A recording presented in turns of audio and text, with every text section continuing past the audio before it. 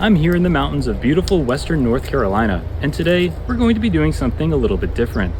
This is not going to be one of my typical restoration videos. Instead, we're going to have a little bit of fun outdoors. I have with me two vintage mechanical wristwatches purchased from eBay, sold as is of course. As far as appearances go, they're both of the well-loved vintage variety. I picked these up for a fun experiment and to share the love with one of my other favorite hobbies, mountain biking.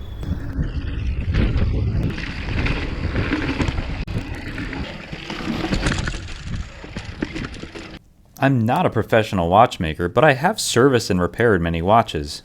My repairs do tend to survive the test of time, but what if there was a shakedown test to uncover latent issues sooner? Also, of these two watches, one of them has balanced shock protection and the other one does not. I suppose I'll find out pretty quickly how effective it is. But first, I'll service both these watches so I can give them a clean bill of health before starting my little experiment. Up first is the AS1187, a manual wind movement featuring 17 joules and an Inca block shock protection. Introduced in the mid-20th century, the 1187, and its common variants like the 1194, was a workhorse used in many different watches over several decades and has proven to take a lot of abuse, but we'll see about that.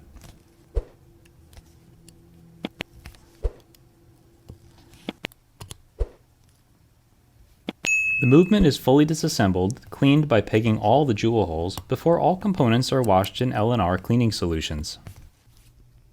Reassembly begins with the keyless works, which includes the setting lever, yoke spring, and setting lever spring.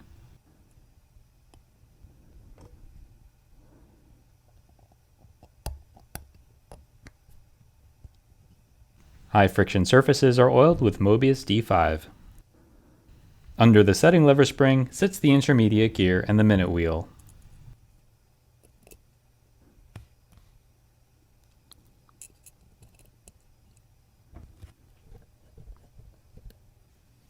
Some train wheel hole jewels have end stones, each of which are reinstalled and will be oiled a bit later in the process. DX grease is applied to metal sliding surfaces, such as between the winding pinion and sliding clutch.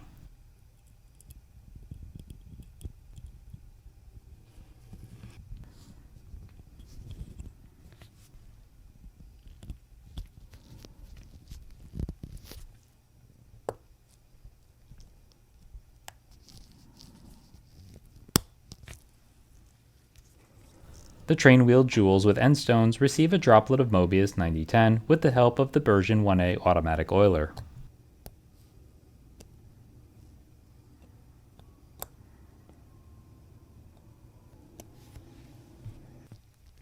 I'll now proceed with installing the train of wheels, beginning with the mainspring barrel.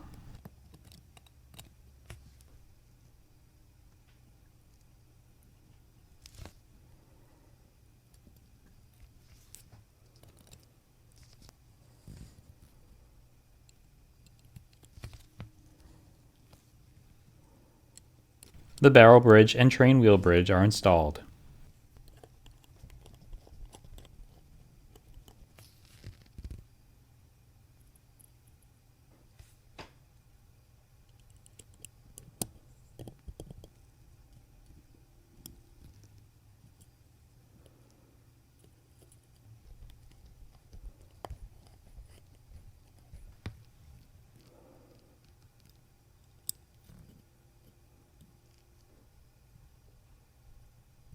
One neat feature of the 1187 is that directly driven center seconds hand.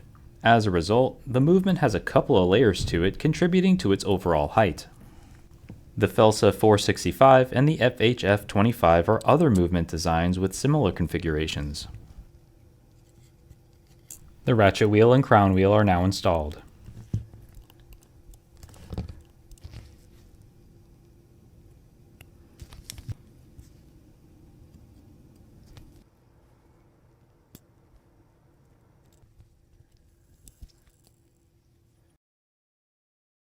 The pallet stones are oiled with Mobius 941 before the pallet fork is reinstalled.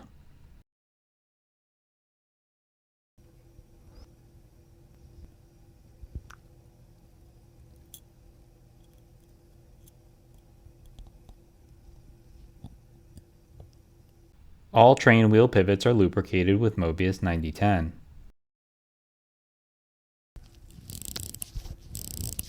I'll now wind the watch and get the balance installed.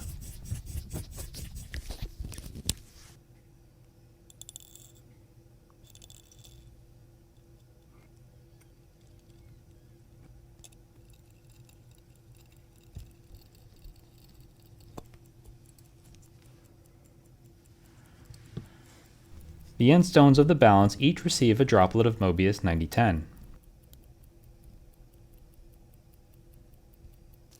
Incablock is a widely used shock protection system in mechanical watches.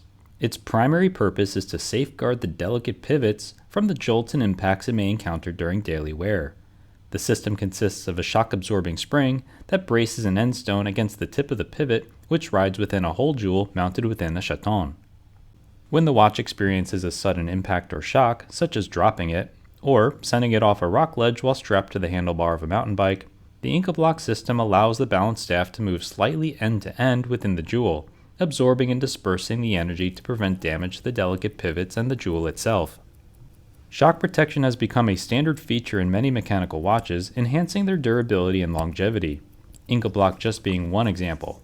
It is an integral part of the watch's ability to withstand the rigors of daily life and maintain its precision in the face of unexpected physical stress.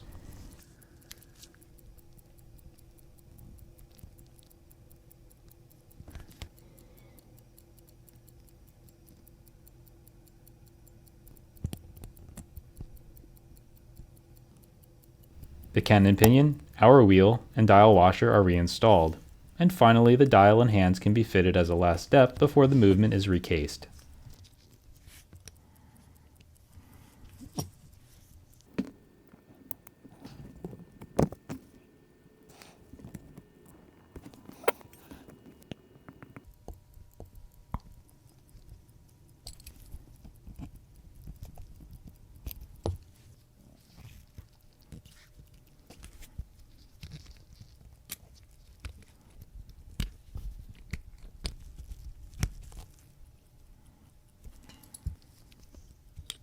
There wasn't anything too challenging about this movement, other than needing to remember the particulars about the directly driven seconds wheel. Reassembly went smoothly, and I was able to move on to the other watch. Now this one is actually appealing to me, but I'm not quite sure why.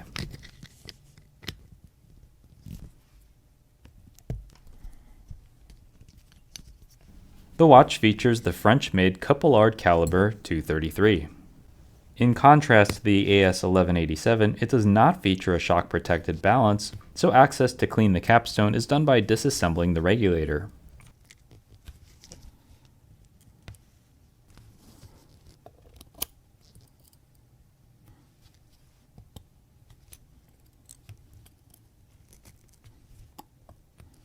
Introduced in either the 1930s or 40s, this manual wind movement features 15 jewels and a sub-seconds hand. Its configuration is quite typical, which made it very easy to work on. The movement was produced for decades, and modern versions of it did eventually incorporate Incablock shock protection. In 1965, there was a merger of several major movement manufacturers, Cupillard being one of them. They formed a new organization known as France Ébauche SA, after which this movement began using the FE prefix. In other words, the movement became known as the FE233.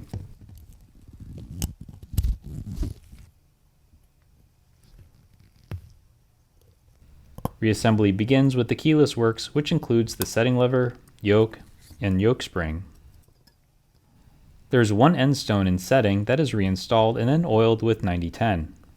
I'll now proceed with installing the train of wheels, beginning with the mainspring barrel. The escape wheel, fourth wheel, third wheel, and second wheel are now reinstalled. The barrel bridge and train wheel bridge are fitted to the movement.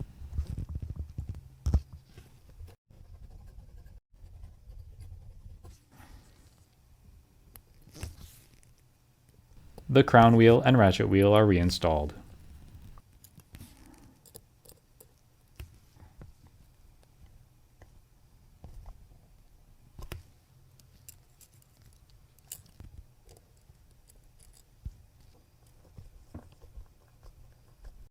All train wheel pivots are lubricated with Mobius 9010.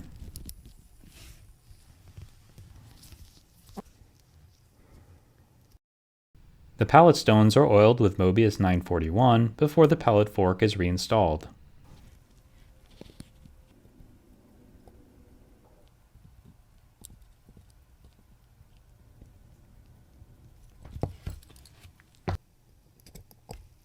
The dial side of the movement is finished up with the cannon pinion, minute wheel, intermediate setting gear, and the setting lever spring.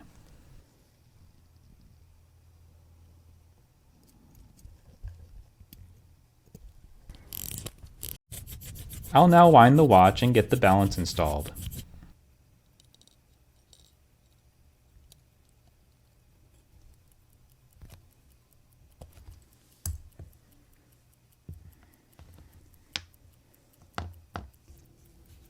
The hour wheel and dial are reinstalled before the hands are pressed back on.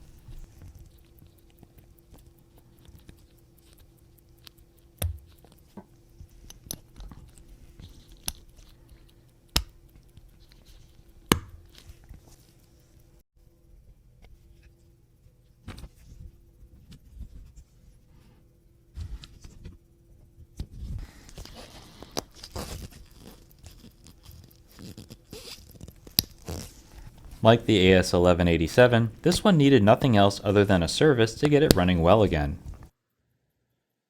Both watches are performing well, and now that I've established a baseline of performance, I can begin the torture test. Now some of you are probably thinking, but Chris, I have deep concerns about what you're about to put these watches through. Isn't there some kind of Hippocratic oath among watchmakers? First of all, I wouldn't really know. I'm not really a watchmaker. I guess I would consider myself an amateur watch repairer, watch part swapper, watch cleaner, watch... Never mind that. I do fully intend to restore these to working order if either one of them decides to give up the ghost. In any case, I'll tear both of them back down, re-inspect all the parts, and maybe draw some conclusions around the effectiveness of shock protection. My first stop is to Chestnut Mountain, within the town of Canton, North Carolina. It's home to Burn Park, a free public bike park, and to several other front and back country trails designed by some of the best trail builders in the region.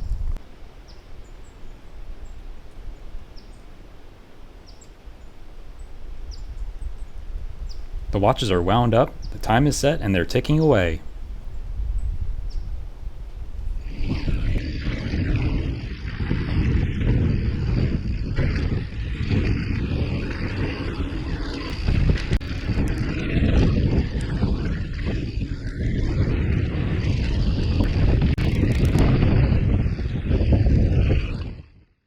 Okay, so I just completed the first little trail, which was kind of easy, not too many bumps, and both watches are still ticking away. It'll get progressively more rough as the day goes on, but I don't plan on doing anything too crazy. I'm pushing 40, and this is a test of the durability of a couple watches, not looking to test how well my teeth hold up against smashing them into the red Carolina clay. Besides, I happen to break a lot easier now than 20 years ago.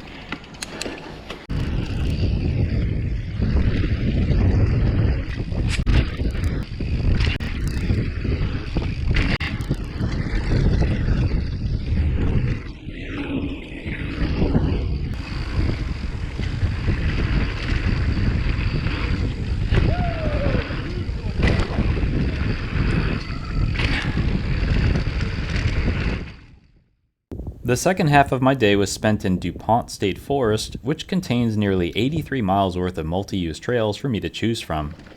Some of my favorite trails are out here, including Burnt Mountain Trail, a really fun single track with a nice technical section during the descent.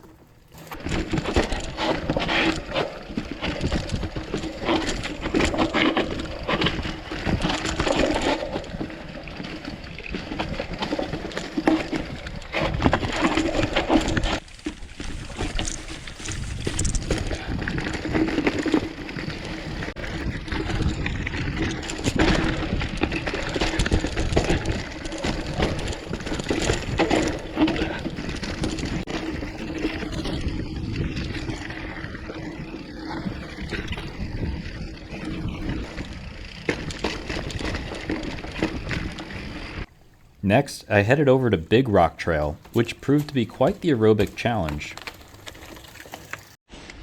Most of the trail consists of large expanses of slick rock, sometimes as steep as 12% grade.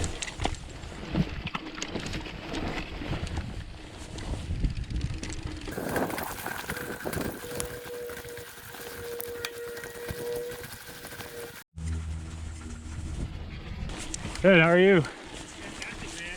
How could you not be on this trail, huh? Oh man, it's a beautiful day. Here for it too. Awesome, have a great ride.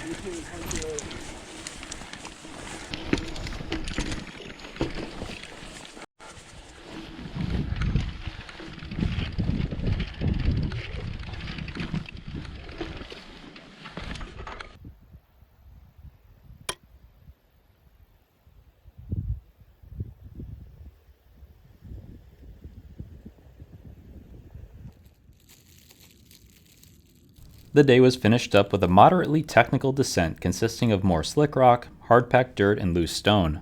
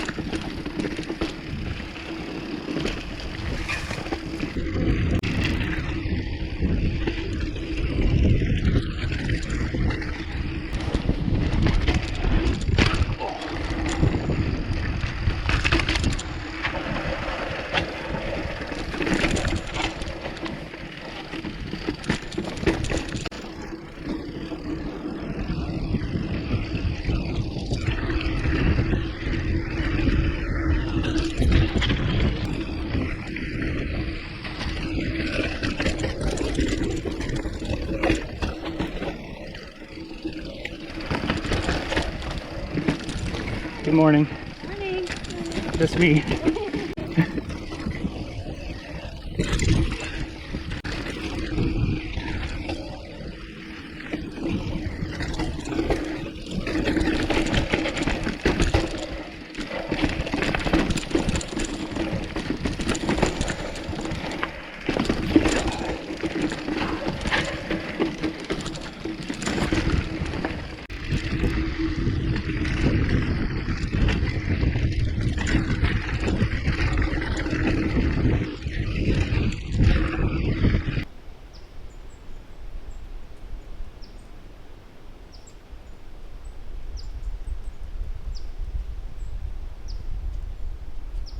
Well, after all that, they still appear to be keeping time. Now, although this whole process is wrought with problems, we know more about these watches than we did before. For one, they're a lot more resilient than we give them credit for. There's not a single broken pivot or jewel in either movement. No loose screws, and I've certainly learned that lesson before. So, aside from that, the only other conclusion I can draw is this 160mm travel Fox factory suspension fork is the real hero of this video. As for the watches, I like the square one. I guess I could call it a tank style watch, but it's unique in its own way. The other one may make an appearance on eBay in the near future, but not before I put a new crystal on it. So I know this isn't anything like my usual content, so please let me know if you still stuck with me to the very end. I hope you learned something, anything from this video today, and if not, I hope you at least found it enjoyable. Thanks for fixing watches, testing watches, riding bikes with me today, and I'll see you in the next one.